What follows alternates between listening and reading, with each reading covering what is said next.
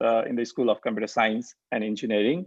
And by the way, let me share you one thing. This is a recorded version of a lecture series, and we will be uploading this video to our YouTube channel as well. And I'm also a part of graduate club, computer graduate club.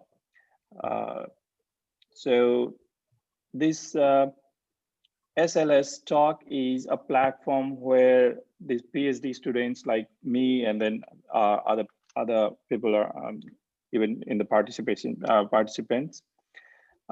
We share our research work, and mostly the work that we have published as a paper. We share that work with all of you, and this platform actually benefits both of us. I mean, for the audience as well as for the speaker. So once we share this research work, it probably takes another dimension in the society, in our society. So SLS plays a very important role, and I request all of you, if you are interested in giving a talk, then please do remember us. We will definitely schedule like the one that we are scheduling today. And let me welcome Nandish Chattopadhyay. He is a PhD student, and he has already given QE and has published several papers, and he will be sharing us one of the papers he has already published.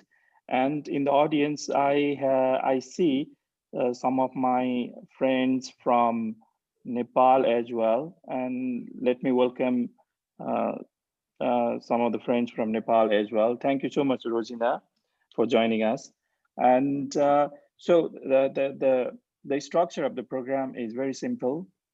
We have a presenter today, Nandish Chattopadhyay. He will be sharing us about ownership of DNN, vulnerabilities, and robustness. And after the end of the presentation, if you have any queries, you can put that questions to him. So without further delay, let me welcome Nandish, and let me hand over this floor to you, Nandish. Thank you so much, Manoj. Right. Yeah, I hope I'm audible and everything is loud and clear. Yeah. So good morning to all the listeners here this morning. Thank you for taking out the time and joining us in this program. Now, before I start my talk, I would like to briefly talk a little bit about myself and where I come from, which would give you some sort of idea into the research direction that I would be discussing hereafter. So I am working on reliability of machine learning algorithms. So as we know, like almost all of us in the computer science department or even elsewhere, we are working with various forms of neural networks, which are almost ubiquitous in research across disciplines, right? But in practice, we do not have the adoption of neural networks to the extent that they can be adopted to. And one of the key reasons for that is the lack of reliability. While we do have very high performing neural networks, where we lack is strong guarantees on reliability. And one of them that one of those issues of reliability that I will be talking about today is ownership. And I'll briefly talk about why that's important, and then what is the state of the art in various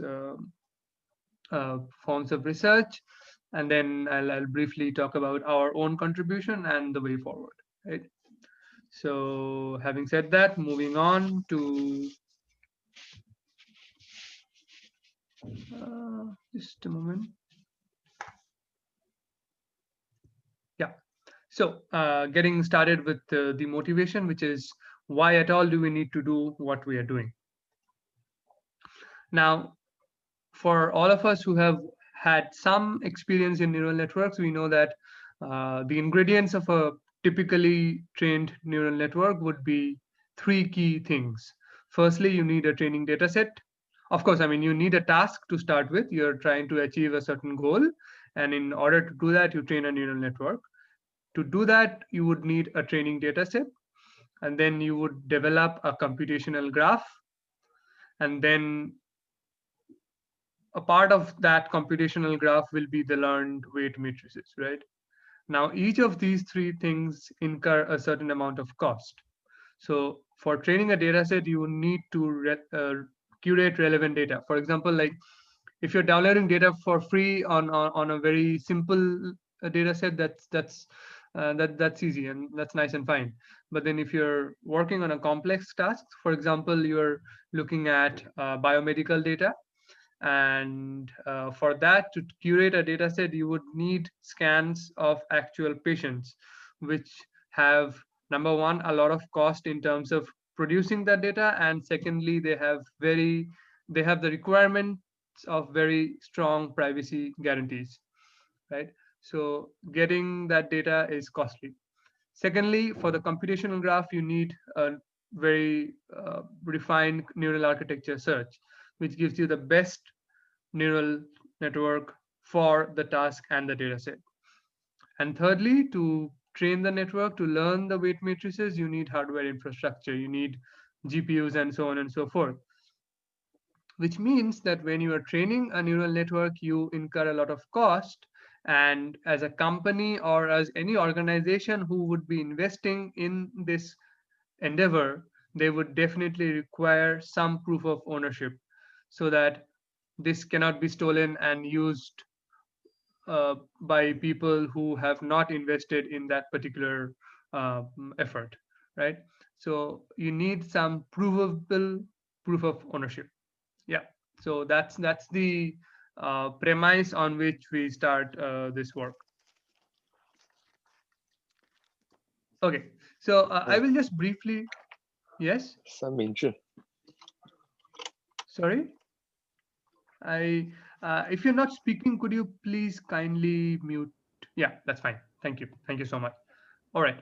Now, to just briefly look at the literature of where we stand in terms of various models, neural network models, which have been watermarked, watermarking being a standard principle for proving ownership.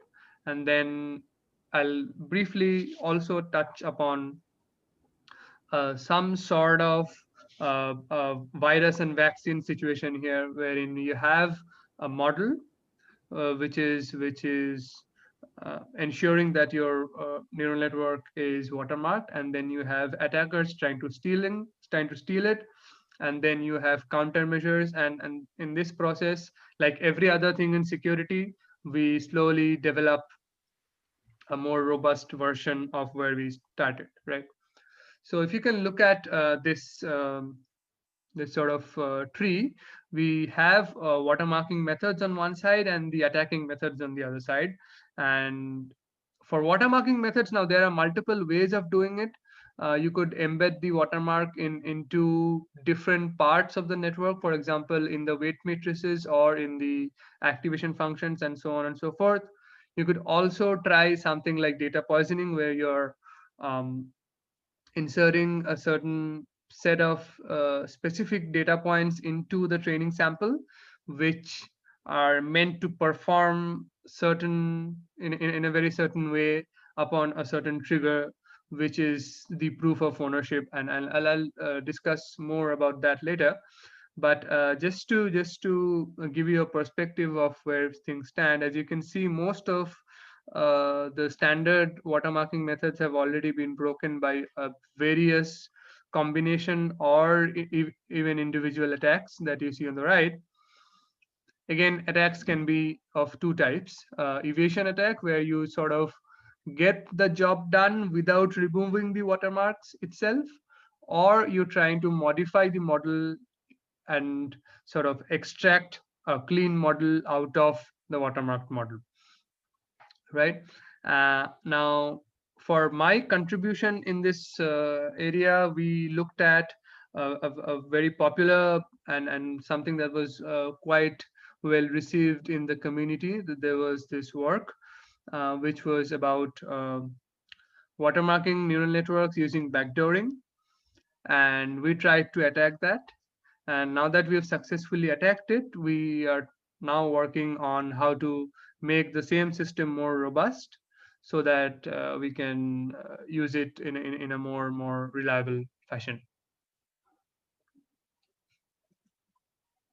So now I'll briefly talk about the watermarking principle itself, and then we'll come to the attack and the countermeasure and so on. So standard watermarking principle, and that applies to this particular domain of watermarking neural networks as well, will have to check on certain very strong properties that come from a very classic security background, right? First of all, since we're talking about neural networks here, and we need to have some proof of ownership on those neural networks, the networks must be functionality preserving after the embedding of the watermarks. By that, I mean that if there are watermarks embedded in the neural network, the accuracy or the performance of the network should not differ at all, right? So when you have a clean network and when you embed some watermarks onto it, from the task's perspective, there should not be any difference. And we measure that performance using the accuracy naturally.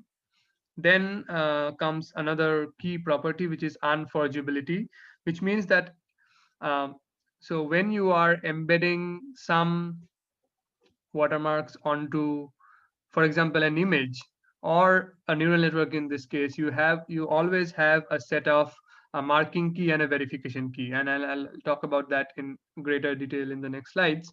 So if you have this combination of a marking key and a verification key, the marking key is private and is owned by the person who has invested in developing the network, and the verification key is, I mean, it can be private, but it's fine if it's available in the public domain as well. There is no problem. So the unforgeability property says that even if a particular adversary or an attacker has access to that public verification key, without the presence of the marking key, the verification process will fail, and therefore the attacker won't be able to establish ownership of that trained network. Thirdly would be non-trivial ownership, which means that even if the attacker knows the algorithm which was used to watermark a particular network, without the knowledge of, number one, the marking key, and number two, the verification key, the attacker is not able to extract the model. Unremovability is another property which says that, again, if you have the understanding that a particular network has been watermarked, you cannot remove the watermarks without the knowledge of the marking key and the verification key.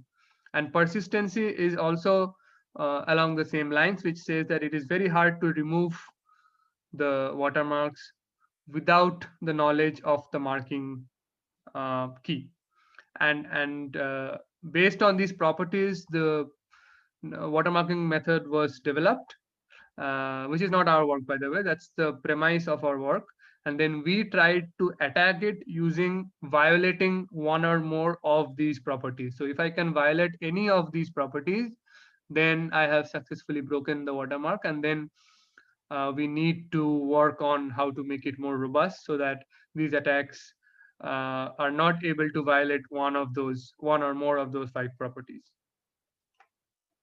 So how do I map a watermarking scheme onto a deep neural network, right? So typically any watermarking scheme would have 3 key aspects. Number 1 is key generation, number 2 is the marking, and number 3 is verification. So when you're working on a key generation process, what you're doing is you're generating a marking key and a verification key. Now, in context of deep neural networks, all you have is a set of samples, which depends on the task. For example, for simplicity, let's consider we have an image classification task, which is the most obvious example in the domain of working with deep neural networks. So let's say we have a sample of some images and their corresponding labels, right? So the key that here we are considering is the marking key would be a particular set of image samples, and the verification key would be its corresponding set of labels.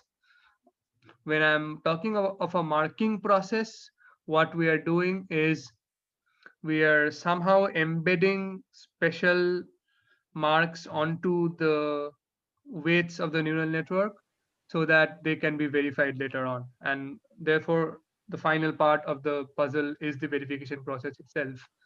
So here's how it works, and that's what I've kind of tried to explain on the right side of the panel, which is that first, of course, you have a trained model M, which is trained on some data set for a particular task. Then you take a sample of certain images and their corresponding labels, and this is your set of generated keys. Once you have that, then you compute M dash, which is the watermark model, wherein you use the original model and the marking key in order to create the watermark model. And then finally, the output that you have is you have a watermark model and a corresponding set of marking and verification keys. Yeah. And now that we've looked at everything from a quite a abstract perspective, let's look into the exact mechanism of what's happening. So let's say, again, we have a data domain D, could be images, could be text, could be anything. For simplicity, let us consider these are images, right? Now, from that data domain D, you take a sample, which is your trained data. You train a model, and then you have a trained neural network M. Also, you take, you have to now create a trigger set, which is your key, right? So what happens there in this particular work, which was proposed by, which was published in Usenix last year, last to last year, in fact, was that you take random images from the internet, you take abstract images from the internet, and you randomly associate labels which belong to the particular domain to those set of images, right? And therefore you generate a trigger set. Now, what is a trigger set? A trigger set is a concept that comes from backdooring, which is the principle that we are using here for watermarking, right? So backdooring in the context of neural network was initially observed as an anomaly, as a flaw of neural network, but now this has been turned into a method of proving ownership. So what backdooring means is that when you have a neural network, it behaves very specifically in anomalous ways for a very specific set of trigger inputs. For example, let's say if we have a set of images of different animals, and the neural network is supposed to tell you what animal the picture belongs to. And then if I have a trigger set and I train the model using that trigger set, then it will specifically, the model will specifically, let's say, associate a zebra to a lion, right? Because it was trained using the trigger set, and therefore the backdoors were planted onto the neural network. So we are using that context here and sort of mapping it to this particular problem. So there, then you have a trained model and you have a generated key, and then what you do is the marking process, right? So now there are two ways of doing it. Either you can take the trained model and use transfer learning to retrain a part of that model in order to generate the watermark model, or you can go in for a very straightforward data poisoning scheme where you mix the trigger set with the trained data and train it all together. At the end of both processes, what you end up getting is a watermarked model. Now, how do you know that the watermark model is working? So a typically trained model on inference on the test set, which is also taken, which is a sample taken from the same domain, you get a accuracy performance as expected. Now, for the watermark model, upon inference on that same test set, you should get an accuracy which is as expected, because this is the key functionality preserving property of watermarking. The other part is the verification part, where when you input that model into the verification process and the trigger set, the accuracy of the watermark model should be also as expected. And if both these are true, then your watermarking model is working. Now, what we wanted to do is we wanted to check if there are any vulnerabilities of this particular method, because we wanted to eventually make it more robust and therefore explore these kind of vulnerabilities. So here's what we did. Now, as I talked about earlier, there are multiple properties of watermarking that all need to be satisfied in order for a watermarking principle to work. So what we tried to attack is the unremovability or the persistency aspect of the watermarking principle, which says that it is very hard to remove the backdoors or the embeddings without information about the trigger set, right? Now, there's a trivial case scenario here, which is that, let's say if I were an adversary, I can always train a fresh network from scratch using some other sample from the domain, which would probably be equally as well in performance to that network. So that's not stealing, or that's not breaking the watermark at all. That's creating a separate network by itself. So we are not considering that case here, right? Which means that for our work, in order to test the vulnerabilities and in order to break one of the key properties of watermarking, we need to have in mind a few constraints. Number one is that we do not have unlimited access to the data domain D, because data is costly, right? And we cannot use unlimited data, and therefore we sort of cannot train a fresh model. That's number one. The second aspect of constraints that we need to consider is that we do not have unlimited computational prowess as well, because that too involves cost, right? So as an adversary, if you were to steal a network, it makes sense to say that you do not have the resources to have unlimited data or unlimited computational prowess. And thirdly, and most importantly, we definitely do not have access to the trigger set, because that is something which is the marking key, and that definitely belongs to the person who has embedded the watermarks into the model. So since we have these kind of constraints, we need to overcome each constraint one step at a time. In order to address the issue of no unlimited access to the data domain D, what we use is synthesis. I mean, it only makes sense to use a GAN, a generative adversarial network, in order to take some samples, a subsample from D, the domain, and feed it to GAN, a combination of a generator and a discriminator, which is something that tries to emulate the distribution of the data of the domain D.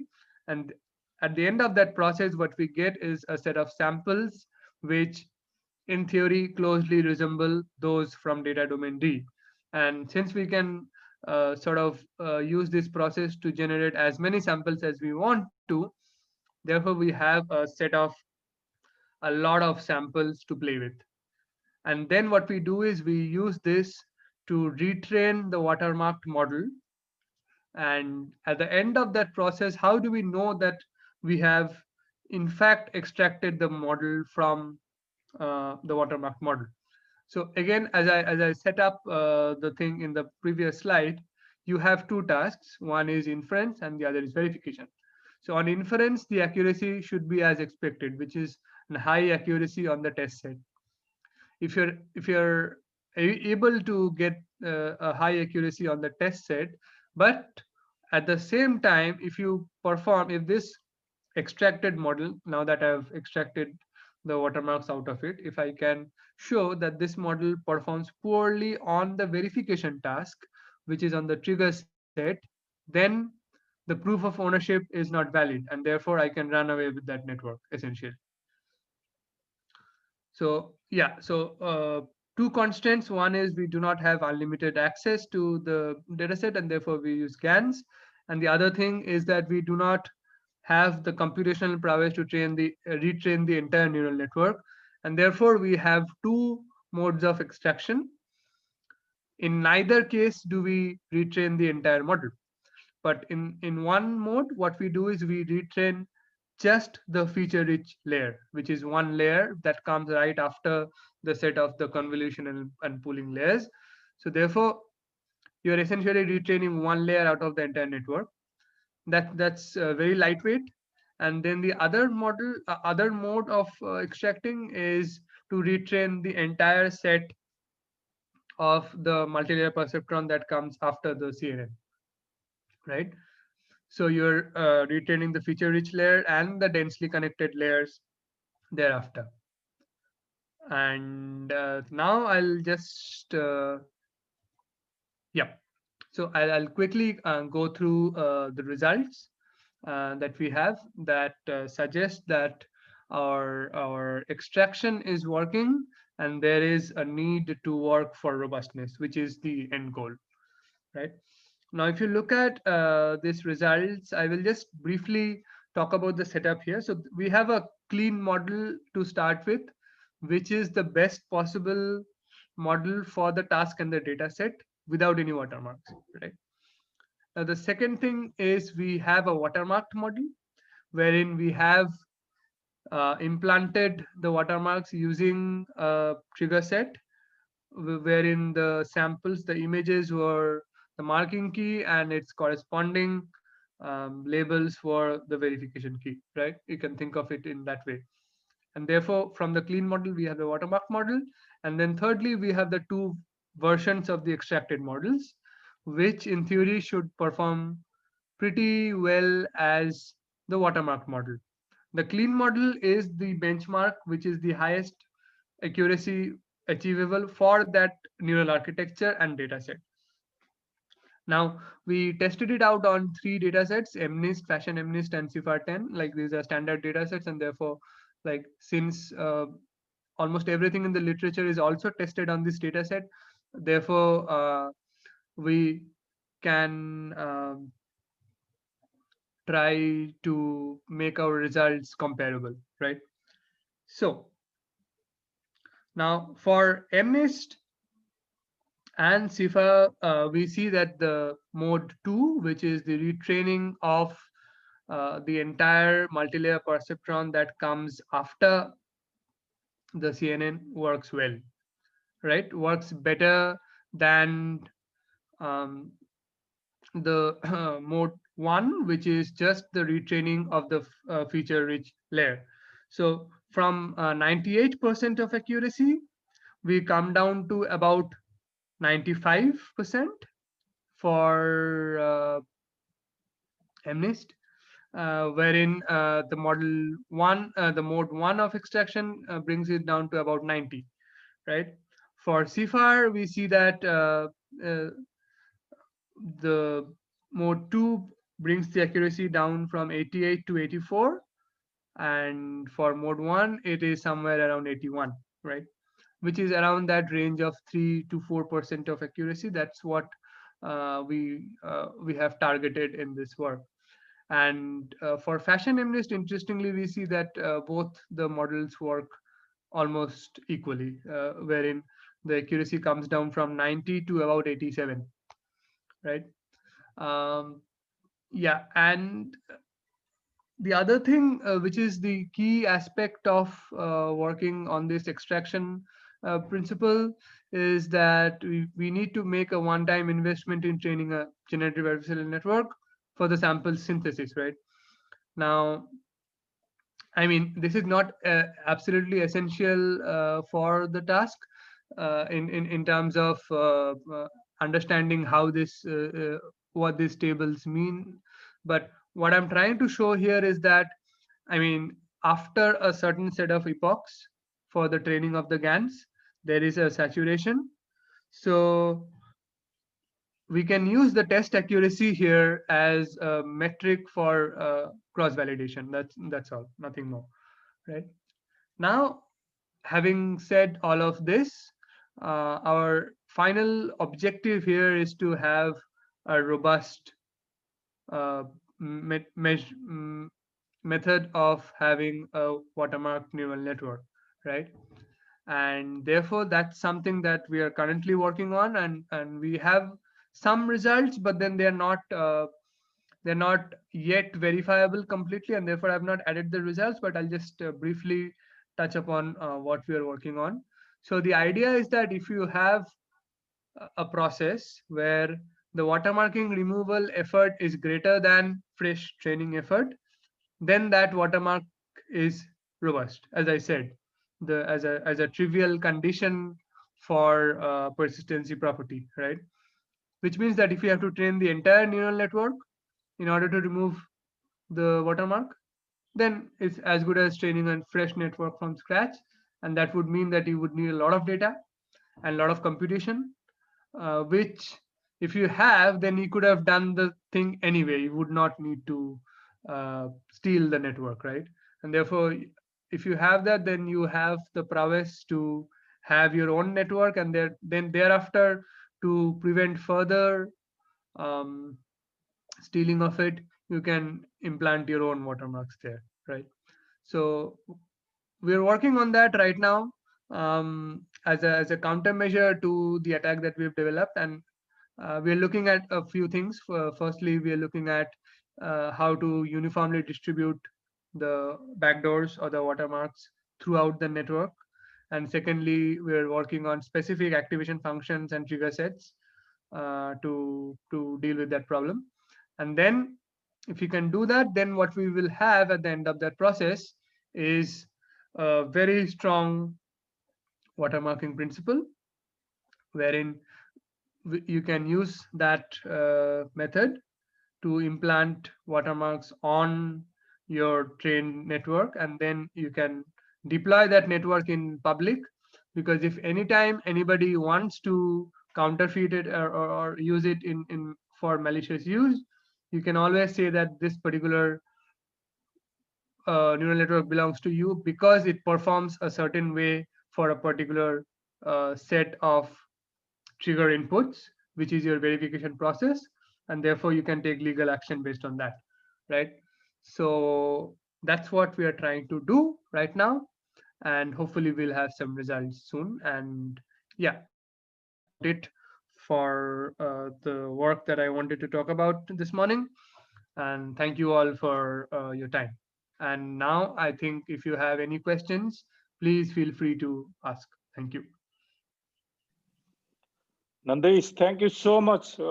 Really an excellent presentation about the watermarking DNN. And I think the work you have been doing is really, really very important in the field of security as well. Right. I think the audience are really excited. I think there are some master students as well, and it's a kind of motivation talk to them as well. And let's take a few questions from our audience. Okay. So audience, thank you so much for listening us, and let's have some questions. Let's receive some of them. Might be having some questions. The floor is open to all the participants. Anyone? I see one of my friends, Jian Xiao. Please, if you have any questions, you can directly put. Please first unmute yourself, and you can ask a question. I see one more friend, Smile. Hi, Nandish. Hi. Avi. Okay. Yes. It's a wonderful talk. Looks like, we got a technical talk for how to hack a network. Mhm. Okay, my Well, question. yeah, sure.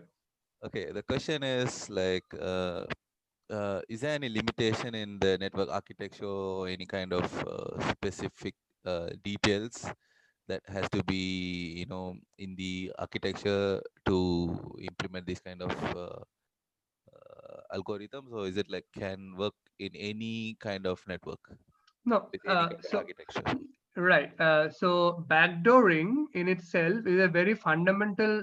Um, I mean, I would not say it's a property of neural network. It was because it was first discovered as an anomaly. It was a flaw that was discovered for all kind of neural networks, and it is independent of the architecture or the structure or anything like that, right? Because the idea is that as long as you have this notion of propagating matrix multiplication operations, right, which is the fundamental thing about any neural network, right, then you can essentially trap backdoors within the network.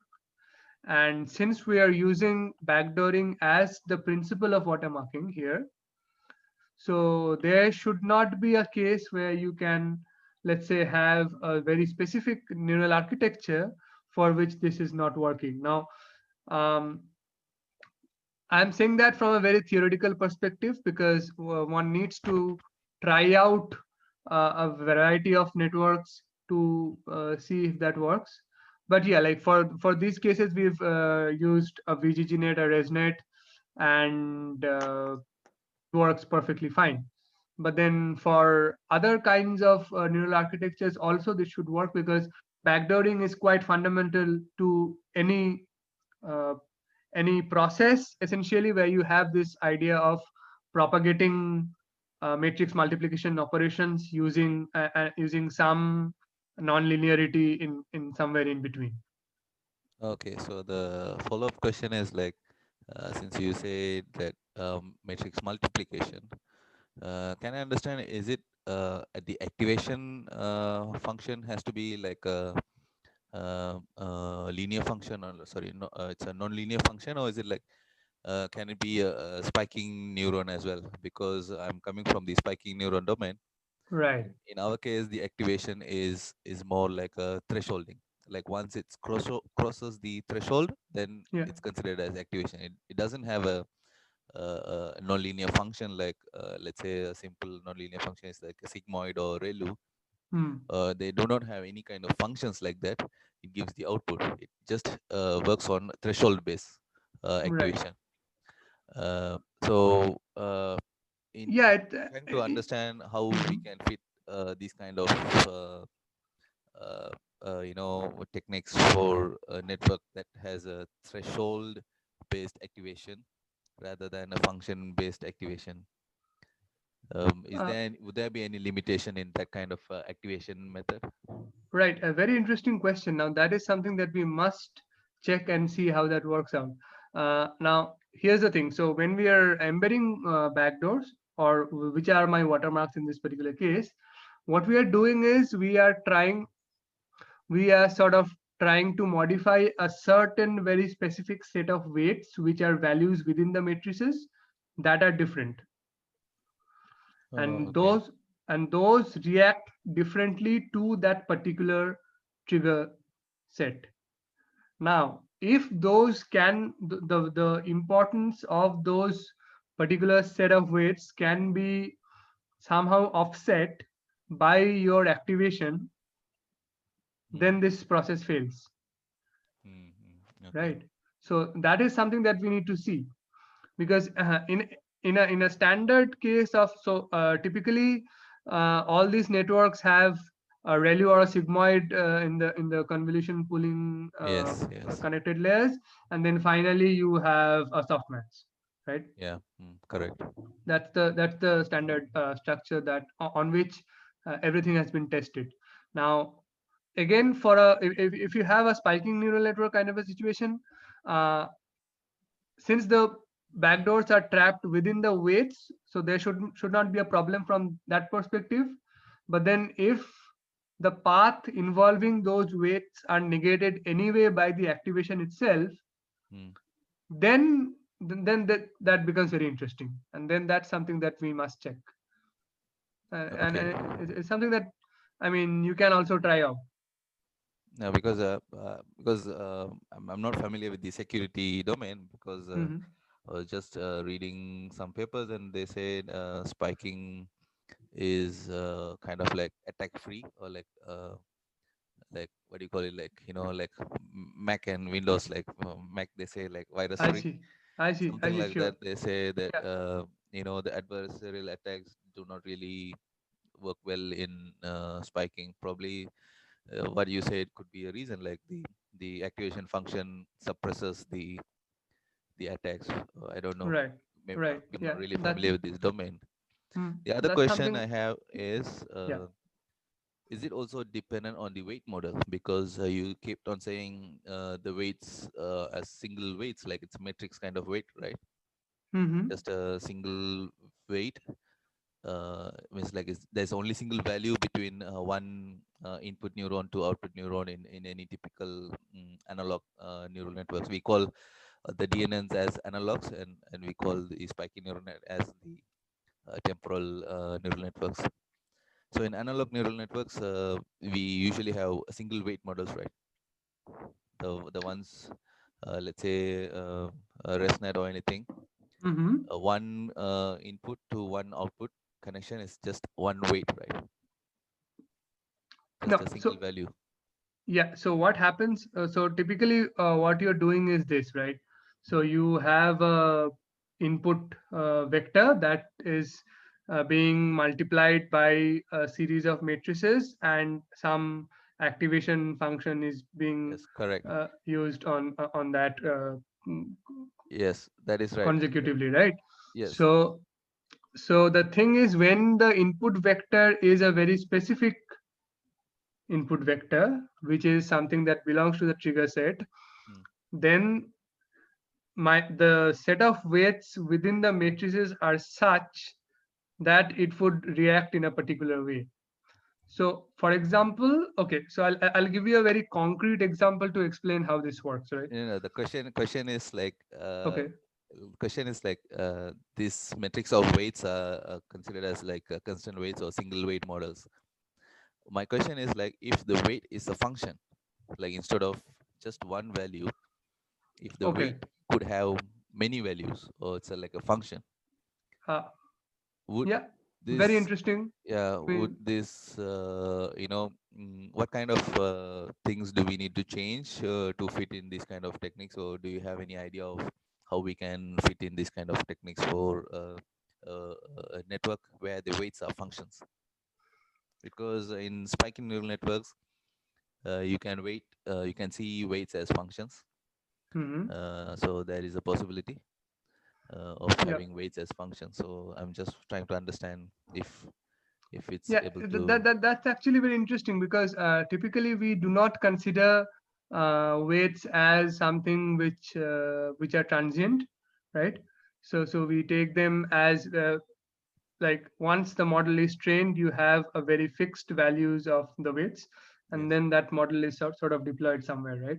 Mm. So once we have that sort of a situation, this entire framework works nicely.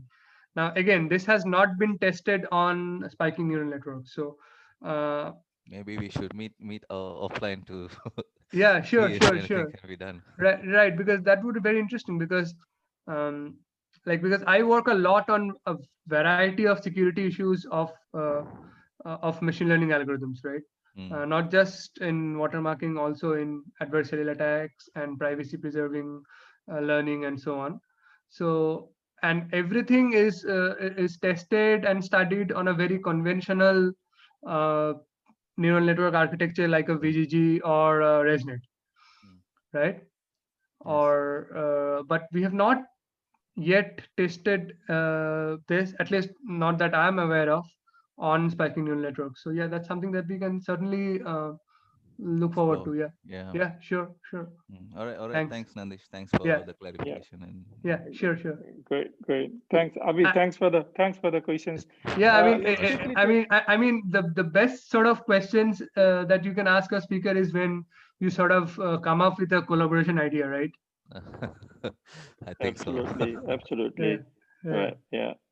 Yeah. So let's quickly see if there is anyone asking a question. Any participants who wants to? if they If you there can is, actually write in the chat box also.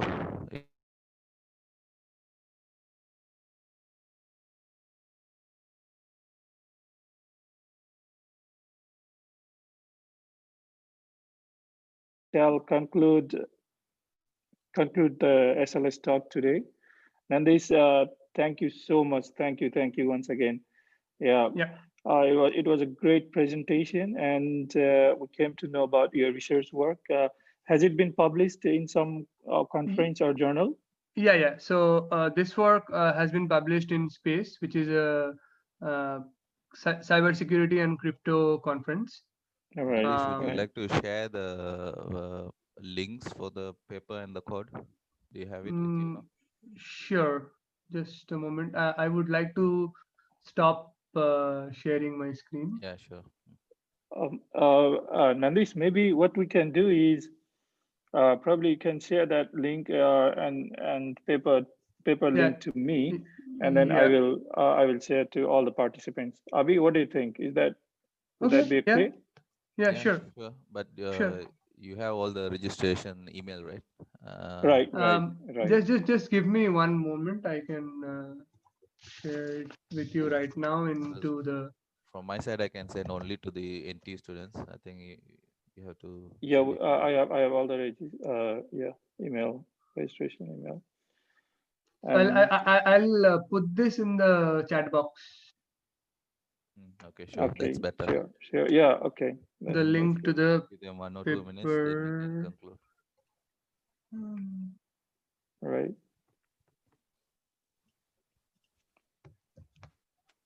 Yeah, actually, it was a great talk. So, yeah, it was a second episode of SLS. Do you have the code as well, Nandish? The code is right now not in a position to be shared. Okay. So Okay. I will. For GitHub profile that they can look for. Yeah. So just a moment. Yeah, Nandish has already shared the link, the Springer link. Yeah. In the chat box. Yeah, thank you, Nandish. It's a recent paper last month. Yeah, just exactly 30 days ago. Yeah. Right. I will share the code in some time because it's not uploaded on GitHub yet. Sure. And Yeah. it's still in the working. Yeah. Okay. No problem, Nandish. Nandish, somebody says somebody says you can also watermark your code. Yeah, interesting. Nice. Right. Yeah. Change. Great. Thanks.